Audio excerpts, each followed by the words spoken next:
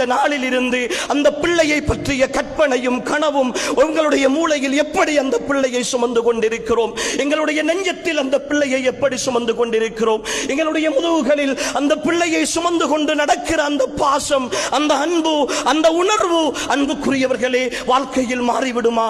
வாழ்க்கையில் மாறிவிடுமா? 2 ஆண்டுகள் 3 ஆண்டுகள் 10 ஆண்டுகள் வெளிநாடுகளிலே இருந்து கஷ்டப்படுகிறோம். எதற்காக? நாங்கள் சந்தோஷமாக வாழ வேண்டும் என்பதற்காகவா?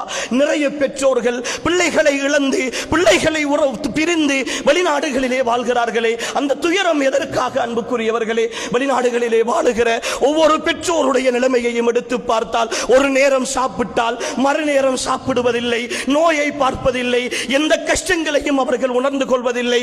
என் பிள்ளை படிக்க வேண்டும், என் மகள் வாழ வேண்டும், என் மகனை வாழ வைக்க வேண்டும், என் மனைவியை சந்தோஷப்படுத்த வேண்டும், இந்த உணர்வோடு வாழுகிற, இந்த கஷ்டத்தோடு